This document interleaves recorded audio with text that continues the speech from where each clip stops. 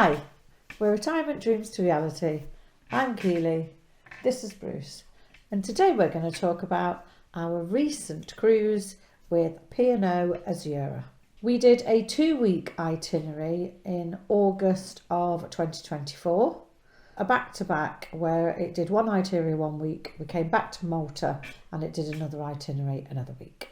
So on this video we're going to talk about the ship. The most important thing about this cruise, we think, the fact that it was bonded. Okay, so Keely booked it for all of us, for the whole party, and what was different to before is that we were taken care of from the very beginning.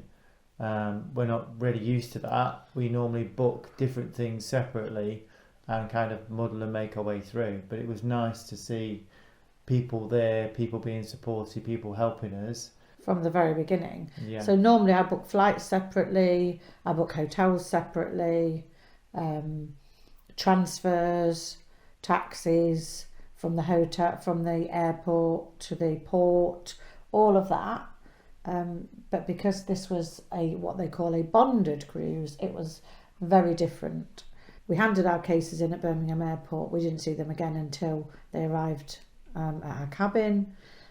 There were always people at the airport showing you exactly which bus to get on. We got on a bus straight to the port, from the port straight onto the ship. So very different experience and very nice if you're a bit unsure about things. And it was booked with Igloo Cruises. Right. So you basically, how did you go about that? I just found them online. I rang Bowls Over Cruise Club because we use them quite a lot, and I looked online at Igloo Cruises and they were really, really good. So the next one has real mixed reviews. You can type it into YouTube and you'll see very different things. The food.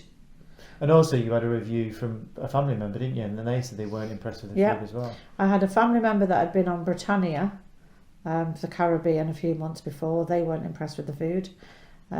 This was Azura Mediterranean, and we thought the food was a real positive. Definitely. We went main dining every evening. Oh, actually, no, we mixed up with the buffet as well, didn't we? Yeah, there were times, because we did like a 6:30 main dining, there were times that when we did something like kind of off ship, we didn't really make it back in time, did we?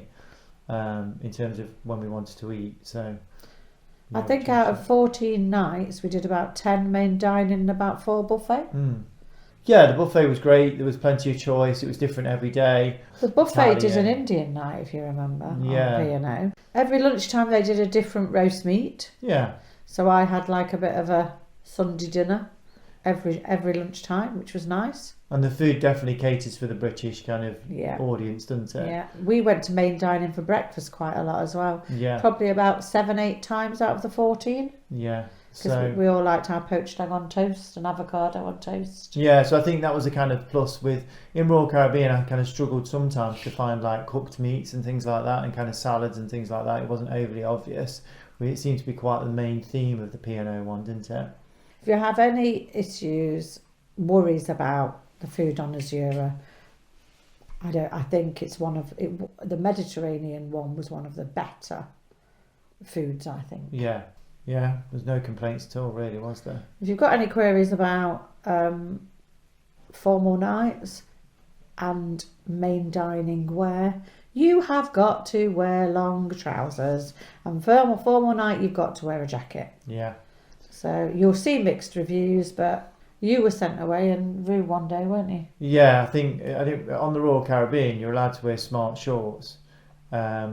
But when I turned up, basically they said that we had to go and get changed, and there was quite a few people that were quite upset about that. The shorts wasn't overly clear at all. It sort of was. It was said long trousers in the write-up, but it always says that. Yeah. And quite often it changes, but no, they stick to that. Brilliant. Next one. The itinerary. Do you want to talk about the itinerary? Yeah, so the itinerary was really good. It was super busy. We're kind of used to, when we went on the Royal Caribbean ones in the past, we used to kind of own more sea days and more kind of private islands and chill time, whereas this was kind of a non-stop. I think there was 1 sea day each week, wasn't there? 2 sea days going out and coming back. For the 2 weeks, and that was at Valletta, wasn't it? Yeah, so we had four sea days in total. Right. But it's interesting, it felt like we didn't have that many. Yeah. Because if you weren't sea day, you were sightseeing. We are going to do another video About each of the different the locations. the travel vlog. Yeah. Probably into the 2 weeks that we did. Yeah.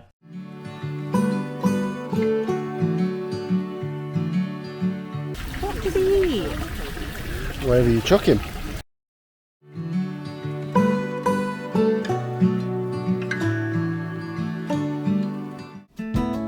Won't you be all mine? Stay a little while.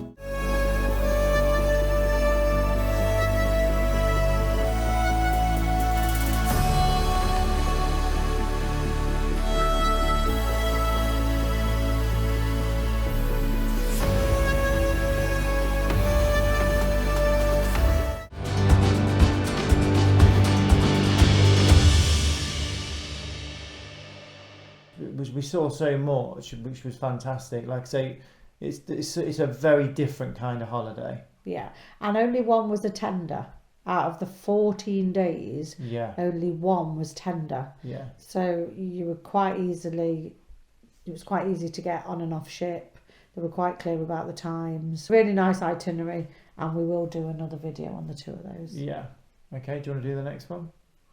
So the ship generally, now Bruce has alluded to it a little bit. We are quite used to Royal Caribbean ships, and we're used to the Oasis class Royal Caribbean ships, where they have Central Park, they have the promenade, they have carousels, they have all the flow rider, all the bells and whistles.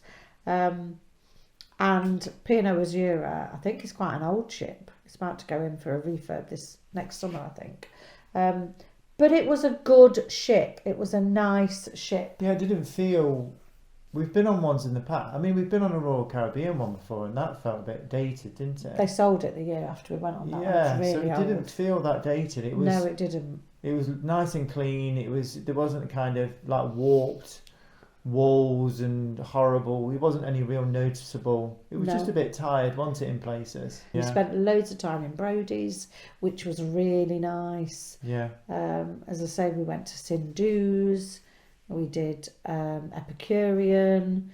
We saw a lot of the ship. Yeah, we did. We really liked it. Yeah. And I think one of the best bits of the ship is the atrium area, isn't it? Yeah, that was a nice place to go. Deck 5, 6 and 7 Yeah. in the centre. There's so much to do, so much going on. Yeah. You've got your shops, you've got your Costa, you've got, that's Brodie's is off there. The glass house is off there. But there's in terms of facilities as well, there was things for kids to do. Yeah. There was a cinema screen so people could sit and watch movies. Oh, that was outside, yeah. Yeah, so like I say, it wasn't really... We were surprised again by that, because we're used to different things. It was a decent sized ship that did well for the holiday, I think. Definitely. Yeah, it was good. We enjoyed the ship. I think, but going back to the ship as well, is that the gym. So I'd been on a P&O like staycation one before, haven't we? Like a 3-dayer. Yeah. Around Southampton, and the gym on there was okay, but it wasn't great. And this is an older ship than that one, isn't it? Yeah. And this gym was brilliant, so much better, quite spacious, lots of different equipment. Had a bench, had some dumbbells. Had lots of machines, had some area where you could do some kind of yoga or whatever you wanted to do. So actually the gym was a huge plus for me as well. So I managed to go there quite regularly, which was nice. Yeah, we'll talk about cons in a bit because there was a con to do with exercise, I think. Yeah. So that was really good in terms of part of the ship. So the ship was, another thing while we're talking about the ship, free laundry. Yeah. I've never been on a ship where you can do your washing. So I think we used the laundry twice and we literally came home with just 2 days worth of washing, didn't we? Yeah, the laundry was really good. It was really good, free we washers, kind of knew about it, free but didn't know dryers. about it. It's not obvious again, is it? It's not, I don't think it's public, kind of made public knowledge. I don't know it? what other cruise ships have laundry. Royal Caribbean definitely don't. Yeah. They charge, don't they? Oh, you can send it off, but these Yeah. had a laundry room rather than a laundry facility. They had Yeah. a laundry room that you know, like a campsite, or if you go on a campsite, they have like a little laundry room. It was just like that, a public laundry room. So another good thing about the ship is there are lots and lots of areas with sunbeds. Now we'll come on to a con later, but There are from once you get up to about, is it deck 14? Once you get up to about deck 14, definitely 15, 16 and 17, sunbeds everywhere.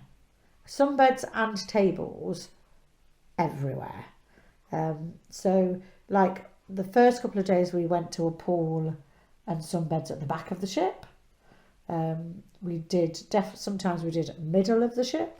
Sometimes we did the one that had the screen on. Yeah. Didn't we? So but you had to get out really early. See, we're going on to the con. But yeah. But there are plenty of options. There's even one area which is looks like a court, was a tennis court or something, I don't know. It's just full of sunbeds. Yeah. Literally. So they have tried to cater for as many people, haven't they? They have definitely tried to cater. Yeah. For the 4,000 or however many people that are on ship to get a sunbed, I think. But it was 38 degrees when we were there. Yeah. So you didn't want to be out in the sun that much. No. But there's definitely plenty of options. Definitely lots and lots of sunbeds. So that's the sunbeds. So we'll come back to that because it was a bit of a con as well. So what we like to do on ship is we like to try and find some quiet spaces, some quiet places for us to go and kind of chill out. And we did manage to find one on deck 7. So on deck 7 there's a kind of, it's almost used like a walking track, isn't it? People walking up and down a lot. This is another place off the atrium. There seem to be quite a few things off this middle atrium. Yeah, so there were a few chairs on that bit there, but against the wall where you could actually just sit. It was quite far away from everything else, wasn't it? Yeah. And you could get some quiet time. We went a couple of times, didn't we, for some quiet time? So that was probably one of the pros in trying to find somewhere quiet. And there is a library, which is off the atrium. Yeah. That's either 5, 6 or 7. They're all sort of. So there are a few places. Yeah. And like I say, the atrium itself didn't feel overly busy, did it? Even when there's not an activity going on, it was quite chilled, wasn't it? All of the dancing went on. All the dance classes went on in the middle of the atrium, and that was really nice to watch. Actually, it was never overly loud. It was good fun. So that was a good spot. So yeah, that's that one. Which one do you want to do next? So we've only got a couple left. Yeah. Should we do the final one? Cabin. Yeah. We're cheapies. We always have the internal cabin. We've done a balcony before, but we quite early on decided to go internal.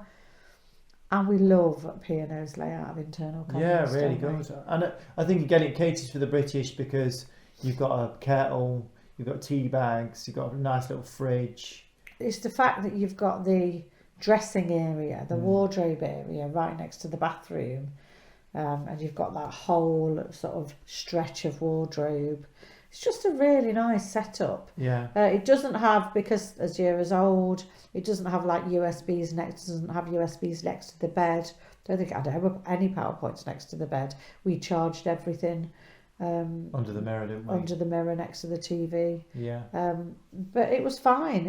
It's a nice cabin. It was a decent size as well. It felt relatively big enough, didn't it? Yeah. It didn't feel cramped at all. The beds are comfy. Yeah. Total blackout. Yeah. We just like those cabins. People have talked about the showers because it's a shower curtain, and sort of you originally go, ugh, you dread the shower curtain.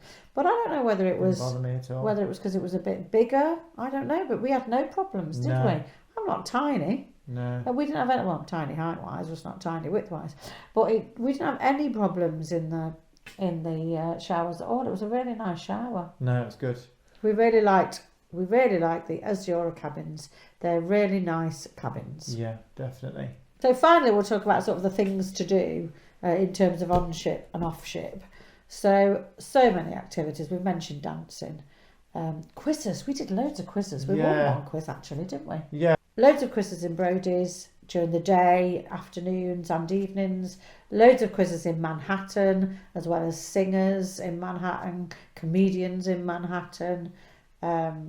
The Playhouse, we went to see the show thing. Headliners, it was called. Headliners, that was it. We didn't really like Headliners, but we have to say there was things all over the Facebook while we were there. Must go and see Headliners. Went to see it last night. Fantastic show. So a lot of people loved Headliners. Yeah, I think again we were spoiled because again I know we keep referring back to Royal Caribbean, but you have to book those shows. You do have to book, yeah. But because you're booking them, I think you're getting that different level of entertainment, aren't you? Whereas these ones, you can just turn up. Yeah. So as long as there was a space for you to sit, there was no booking process. You just turned up and sat down. So I think again, if you go into it with kind of not a super high expectation, then it's quite a good time, isn't it? Yeah. One of the comedians was really not good. The other one was really funny. Yeah, again, but there's nobody's forcing you to. There was loads of space, wasn't there? Yeah, loads nobody's of forcing you space. to go and see them. So There were 2 girl singers. Can't remember what they called. it was all kind of okay, wasn't it? Yeah, you just sort of turn up. A lot of the places were empty. Yeah. Manhattan Bar, we never struggled getting a decent seat. Brody's we struggled a little bit, but it was the only place that had the Olympics on, so I think that's why. But generally, there's lots to do. Absolutely not short of anything to do. And there's activities all on the ship as well. Loads. You saw a few kind of different things, didn't you? Oh, painting. Yeah. Just off the atrium near the like I said, there was ballroom photo dancing. gallery. There were painting. There was crafting. It's Yeah. like a little area where there were people making plasticine pottery things. So, and in terms of other things to do, excursions. Because of the itinerary that it was, and it's similar itinerary next year and the year after I've looked, a lot of the places you can do yourself, walk around, visit the areas, do that sort of thing. But we did do Pompeii on your own. And it was on our own, but we were escorted to the bus and we had a lovely lady give us a little talk, didn't we, all the way there. She was really nice. Is this everybody's first time here? Yes. Okay, everybody nodded. Okay. It's gonna drive us to Pompeii and back to the ship. We spent the morning in Pompeii, walked back, lady dropped us back off at Naples, at the boat in Naples. So the Pompeii on your own was definitely worth it. There's a few other places on your own that you can do, but we generally just moves it around the towns, got a taxi to the beach in Kefalonia, got the train to Rome. Yeah. So yeah, we did the bus as well, didn't we? We did the hop on off bus at Rome, but that was not through Royal Caribbean. No, again, we did a lot of it ourselves. That was not through P&O, Yeah, we did a lot of it ourselves. So with the itinerary that Azura do, you can really spend as much or as little as you want on excursions, And still I have think. it, yeah. Yeah, we went into Naples for the afternoon, just me and you. Other people in the party didn't want to do it. There was a lot of talk about pickpockets. There was a lot of talk about scams. Came over the tannoy from the P&O staff. But we were absolutely fine. We had a really nice time. I think it's like you say, we just watched ourselves. Yeah, as long as you're cautious, as long as you're sensible. And I made sure I had zip pockets on my shorts. So anything that was valuable was in the zip pockets. So again, that was something that we made sure that we checked out. Zip pockets, bum bags. No, that was fine as well. Yeah. So that was good. So that was excursion. So finally, the cost of the holiday. It was the reason we booked it is because the cost as a bonded package is really, really good. Yeah. You're not going to get flights to America and a Royal Caribbean holiday for anything like that. It was a good, probably £1,000 more per person to do that. Yeah. And even if you look at Norwegian, you look at MSC, you look at Virgin, Disney, any of those are all more than P&O. Yeah. Yeah. So I'm glad we gave it a go, definitely, because you have to know to find out, don't you? So the cost is also another pro. Yeah. So what we're going to do now is we're going to talk about the cons. So there was sometimes an issue with the main dining room, both breakfast and evening. Yeah. Because there were 6 of us and we booked a table for 6 people altogether. If you didn't turn up altogether, they would not let you have your table. Yeah. So you would be standing, waiting for somebody to turn up, even though you knew they were going to be there in 2 minutes. Rather than them let you walk through and sit at your table, they refused, and you had to wait by the entrance until everybody in your party turned up. And we're not used to that, because on Royal Caribbean you could literally just turn up when you wanted, and you'd have the same table every night. And I can see where they're coming from, because from their perspective, I think the reason they did that is because they didn't want their staff having to serve, say, 3 or 4 people and then another couple of people turn up, and then I'm having to reserve them again. But But that's not how it works. Everybody wait. It was just, you're talking minutes. yeah, You're talking, you just wanted to sit at your table and wait a few minutes chatting while the rest of your party turned up, which is quite normal. But no. and I think as well, it wasn't super busy when we were in there. I could understand if they were totally packed and you had that situation, then yeah, because you're going to have people on different tables getting upset. But when we went down for breakfast, there was loads of tables free, weren't there? And then when you went for the evening meal, because we did the 6:30, there was loads free there. So I think they could have been a little bit. I think it was probably one or two people that we had an issue with, and maybe they were a little bit too black and white. She and was they quite could have been a rude, bit wasn't more- she? There was a woman who was a Yeah. bit rude about it. So they could have been a little bit more flexible on that. So Yeah. they weren't used to that. So that really didn't give us a kind of great taste, did it? And we weren't the only ones. There were loads of people complaining, queuing Yeah. up outside, Yeah. just saying, this is ridiculous, they'll be here in a second. And we saw some people split up, didn't we? A couple of people had to sit by themselves Yes. while the other people were sat in a four. Yeah.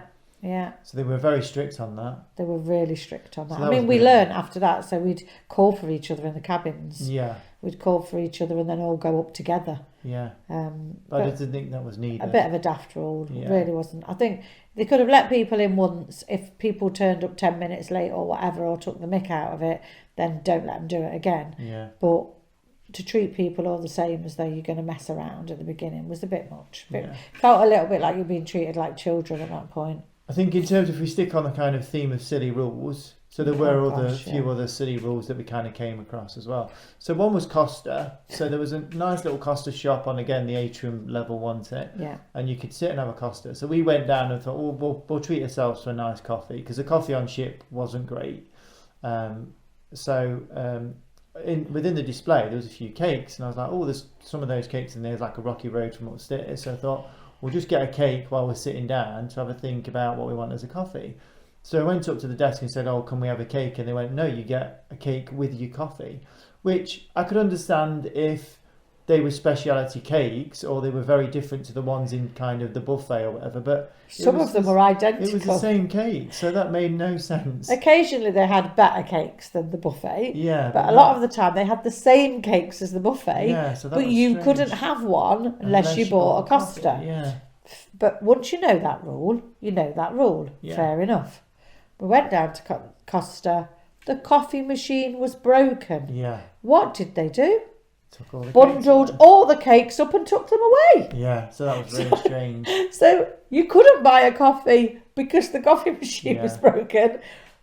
But I don't know what they did, but you couldn't have a free cake either because they took them away. And the coffee It's like, machine was that's broken more madness. than once as well, wasn't Yeah. it? If you bought, we bought a coffee card on Royal Caribbean, if you'd have had coffee as part of your drinks package, I think you'd have got a bit upset about the number of times The it coffee broken machine was down. broken a few times, and Yeah. every time they didn't just give the cakes away for free. Yeah, took them They away. were free cakes. There were some decisions that were not done in the best interest of the customer. Because for me, almost like the ship is an all-inclusive, isn't it? That's what Yeah. you're paying for, and that didn't feel like an all-inclusive. I know they're always side Alcohol's never included, is yeah, it? But to be denied a cake yeah, it seemed a bit strange. when you could have a cake 2 floors up. Yeah, that was. Oh, Very well, then what strange. about the other stupid rule? So the other one is that sometimes food was hard to find, and we tried to do. We saw an afternoon tea, and we thought, oh great, well, that sounds quite interesting. That sounds quite fun. So Yeah.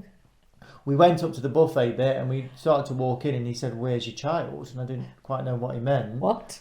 And basically, because we didn't have any kids with us, we weren't allowed to go and do this afternoon tea. It was a children's afternoon tea children's from afternoon 5 tea. to 5:45. Yeah, But- but then he was quite rude about it. It was very rude And then he about didn't it. kind of say to us, well, there is another one at a different time, or you just go to this other place, or, oh, sorry about that. He was quite, Yeah. again, black and white. It turned out, I think, Buffy finishes at 3, and then maybe 4 till 5 is adult afternoon tea. We didn't know this. We could have Yeah. researched it. Yeah. And then 5 to 5:45, this is all in the buffet, 5 to 5:45 is children's afternoon tea. But he didn't say, I'm really sorry, you've just missed the adult afternoon tea. Maybe come back tomorrow between 4 and 5. He just went, nope, not allowed in, off you go. It's like, oh.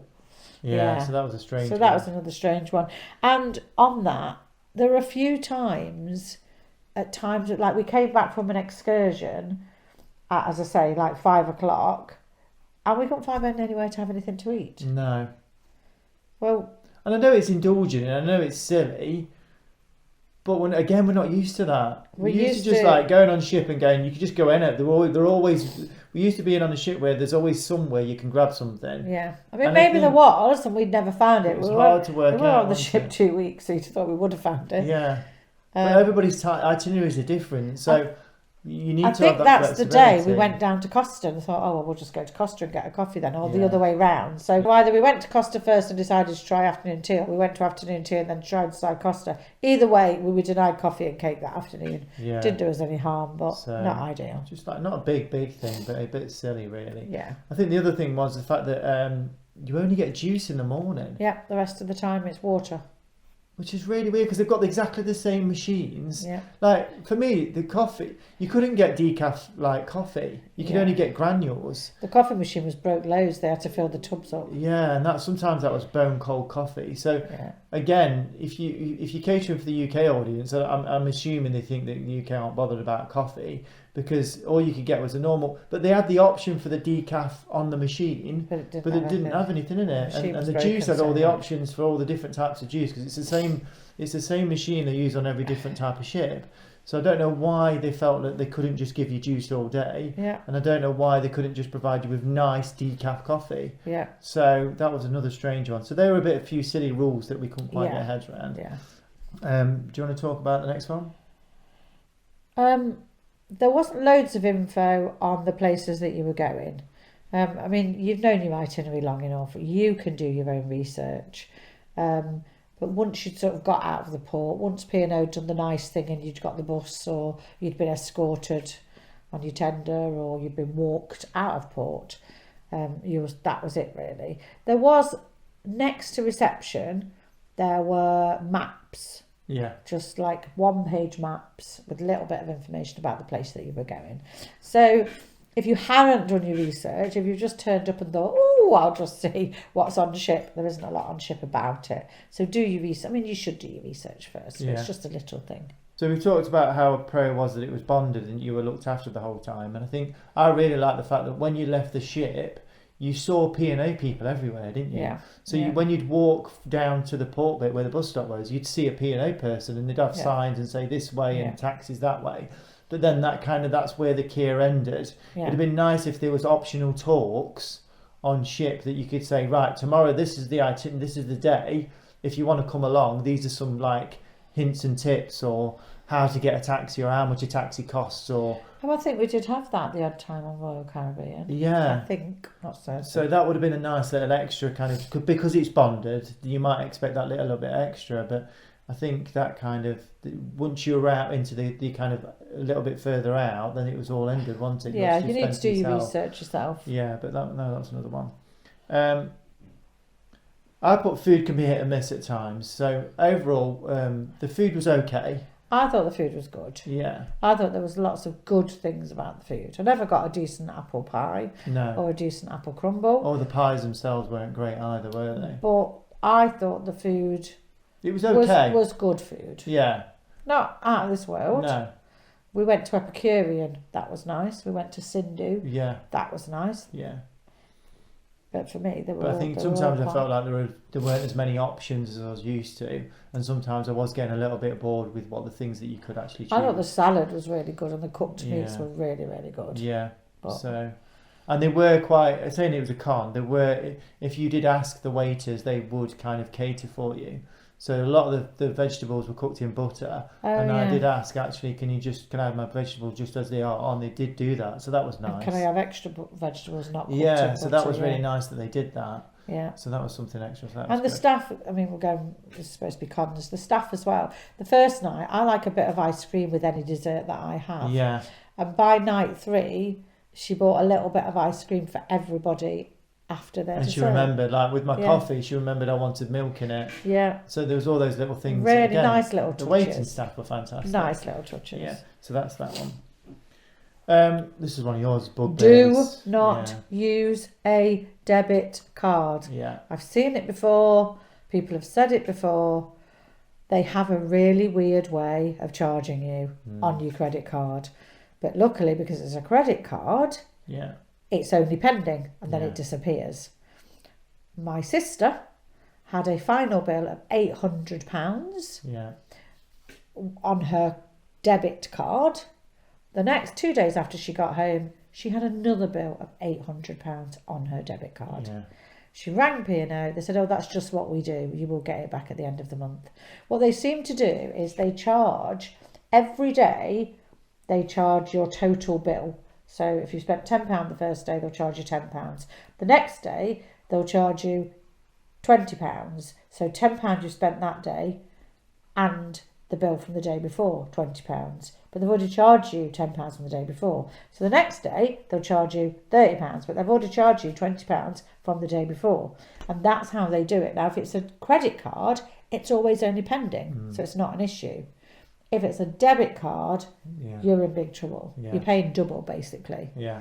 So do not use a debit card. But they do tell you to, don't they tell you to assign a credit card to your account? I think they do, but I don't think they say, It's not- we are you going to have charge to. you twice. Yeah, no, they don't. I mean, Yeah. how many people, if you have a family of 4, No, and yeah. you come off with a £2,000 bill, you've got £4,000 extra that month after you've come Yeah. back off your holidays. I don't know many people who are in that Yeah, situation. that wasn't good. Yeah, do not use a debit card. Use a credit card, Yeah. because, and it's not, they're not making a mistake. This is the system That's they what they do. use. Yeah. This is what they do. So that was another big Massive one for con. us. Yeah. We kind of this transport system was interesting. So we got on a nice little shuttle bus, which again it was nice that we got off the ship. They got on us on a shuttle bus, and we made our way to the kind of the port. And I think the thing is they use some really, really busy industrial ports, so you Yeah. can't just walk off port very often. yeah, so the reason we didn't realise we were going to get charged. It wasn't overly clear. You thought you saw it, didn't you? But I don't think it was overly clear that some of the shuttles you are charged for. I mean, Yeah. it's not a lot. It's a few euros, but we didn't realise because then it popped up on your bill again, and it was like, well, what's this charge for? And then some of the shuttles you weren't charged for, were you? It is random. Yeah. It's definitely random. I think we were only charged for one Yeah, over the 2 weeks. over 2 weeks. Yeah. Whereas we did probably about 8. Yeah, so that was a bit weird. So just be aware that you are charged for these little shuttle buses. One of the biggest criticisms I think of cruises is the fact that there's no quiet time, that they are super busy. We went on a Royal Caribbean last year, and for the first time that felt really, really busy. That was from New York. Yeah, and the first week of the P&O cruise, the Mediterranean one, this year, felt really quiet, didn't it? There was loads of space. First to the 8th, that was. Yeah, so that first week was fantastic. There was hardly anybody about, and it felt quite quiet and quite good. But the second week was a little bit busier, wasn't it? And I think it was hard to find quiet spaces, wasn't it? Yeah. Now, what I like to do on the Royal Caribbean is they provide you with deck chairs, and you can find a place at the back of the boat on the running track, and you can just sit in the deck chair with your iPod on or whatever it might be, and you can just fall asleep. Sunbeds. Yeah, sunbeds. We spoke about this in the pros, didn't we? You'll have seen, we spoke in the pros that there are sunbeds everywhere, but you will have seen all over social media and it's all over Facebook Yeah. that people reserve the sunbeds at 7 o'clock in the morning and sometimes don't even use the beds at all. No. Some people, my cousin actually saw some people reserving like 4 sunbeds in the sun and 4 sunbeds in the shade Yeah. and not coming back. That's one of the pros we didn't mention actually, was the towel situation. Yeah. So previously on Royal Caribbean, you have to use your card to scan out a towel, and then if you don't remember to get your towel back, you get fined, don't you? Whereas on P&O, it was free towels, wasn't it? So I think Yeah. that's part of the issue, Yeah. is that's also a con, because the towels are so easy to get hold of and you don't even have to give them in. People were just grabbing 20 towels, weren't they? Just chucking throwing them everywhere, and then some people were not getting sunbeds all day. Yeah. So that is an issue, and it'll always be an issue. And the captain mentioned it. He did say that we need to kind of work together and please. There's a 30-minute. 30 minutes. Yeah, there's a 30-minute rule. So we did see one family come back after 30 minutes, Yeah. throw the tops up and down, change the pegs, Yeah, move the bag yeah. from one chair to another, and then bugger off again. But it's not something they're enforcing, is it? It's not something that we didn't see any where they were basically just taking. I towels have off. read where people have just took the towels off Yeah. and laid on the beds themselves. In fact, I read one where somebody took the towels off, laid on the bed themselves, They were only there for a short time, found it too hot, so they went to sit in the shade. So another couple came and laid on the bed. Then when the people came back who'd originally put the towels on, they had a massive go at that couple. Yeah. And they hadn't even done anything. It was the previous couple before who were in the right to move the towels. Yeah. But yeah, they said they witnessed somebody getting their wrath, which was interesting. Yeah, it's a difficult one, that one. Yeah, it is. But you're I prepared for don't know how it. you'd police it. It's difficult. I think the P&O, I think the Royal Caribbean rule works better. We went out at 8 o'clock and laid on the towels. We did reserve towels, Yeah. but we'd lay on them for a bit. Then we went and made sure we were only gone for breakfast for about half an hour, 40 minutes. Then we went back out again. Yeah. So on sea days, if you want somebody, just be prepared to stay. And the funny thing is, a couple of hours later, it was too hot, so we sacked them off anyway. Yeah. So that was one of those. The last one, we talked about the gym, how good it was, but there was no running track. That would have been nice. I mean, it was quite hot, but I think they might say officially they've got a running track in the middle of the ship, on about 7 or 8 or 9 or something. I was trying to think on the other P&O ship, did they have a running track? I felt like they did. I can't remember. They did. They had a running track on the other ones. I think it's because of the old ones. Deck 7, you could get sort of quite a way round. Yeah. But there's no deck that's just a quiet deck where you can go all the way round. Or if Yeah. there is, we didn't find it. Have we booked another P&O cruise? No. No. But would we book another P&O cruise? Yes. Yes. Why? The price, really. Yeah. The itinerary as well. Yeah, sorry, go on. The price is always going to be others, and you know what you're getting in terms of, I think occasionally MSC might be a little bit cheaper, occasionally, but I've heard such nightmares about MSC and their food that I would never entertain them. Watch your space, bet we book one. You get pretty much the same feel and the same value as you do with other companies, but I feel that it's at a cheaper price. Yeah. The only reason we haven't booked this year with P&O Yeah. is because somebody in our party won't go from Southampton. Yeah. Now, P&O have only got, don't quote me on this, I think it's 6, 7, 8 ships, something like that. So they're not a huge fleet. And they're Southampton. A lot of their ships go from Southampton in the summer. And somebody we know won't do that. They also do a few fjords ships. Yeah. I don't want to do the cold in the summer.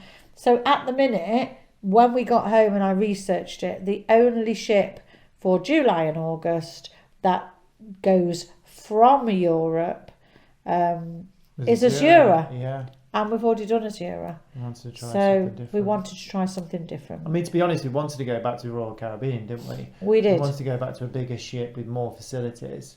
But we're not. No. We're trying, and watch this space, Marella. Yeah. We're going on a Marella Voyager, which is only 1,800 people. Yeah. So that'd be interesting. So that's our next cruise next summer, already booked. But I think we do P&O again because the itinerary as well. We would do P&O again. I'd like to do Croatia and Dubrovnik and all that area. Yeah. And But I'd like them to do a different ship to Azura. yeah. I think if we could get a bigger ship with the same itinerary, we would definitely repeat the itinerary again, wouldn't we? We would, yeah, we did say There's that. a lot of places we didn't get to do it properly. Rome, you need more than a day in Rome. You need more than a day in Cinque Terre. Pompeii, we didn't see half of Pompeii, you need more than a day in Pompeii. So yeah. We might do exactly the same in 2 or 3 years. Yeah, we'll see. But that's the reason we're not doing P&O this time. Yeah. Just so we get something different. But Yeah. in terms of, I think you saw a review, didn't you? And somebody said they'd been on a P&O cruise and it was Decent. Yeah. Somebody said the holiday was decent. And for me, I think I'm more that than you are, I think. Yeah. I think I just thought it was okay. I loved the itinerary. I loved the pace of it. I love the fact that you got to do so many different places in such a short period of time compared to other ones we've been on. But in terms of the ship and the quality and the facilities, I felt that obviously you get what you pay for. And Royal Caribbean is a lot more expensive, but I would be prepared to pay that extra to get the Central Park, to get the better gym facilities. If we can persuade our cruise club members to go from Southampton, Yeah. then we might do a Royal Caribbean from Southampton one year. That'd be fantastic. But I think we definitely stick to the whole. I much prefer the Mediterranean itinerary than I Yes. did the Royal Caribbean itinerary, definitely doing Nassau and Caribbean. And Bahamas. How many times Bahamas can you see the Bahamas? Yeah, so it's much more interesting for me. But yeah, so we did enjoy it. It was good, but I think it was okay. And Yeah, it was it's a good holiday. definitely better than we expected. Yeah, So yeah. and very similar price to an all-inclusive in Spain. Well, and you looked at an all-inclusive, didn't you? And, Yeah. and for a week in Spain, Week in Spain, you're not paying that much more. and we saw how many countries and how many days? Yeah, we saw 5 countries. We saw Yeah. Malta, we saw Spain, we saw France, we saw Italy, and we saw Greece. Yeah. So fantastic. Right, that's Retirement Dreams to Reality. Keely and Bruce, thanks for watching. Pickpocketing, A bit a about what? Do you do that again? pickpocketing, Pompeii on What, your you did do what? Bombay? Bombay. We did Bombay. We went to India. No, we did do. Hi, I'm the best half of Retirement Dreams to Reality. Why are you doing that?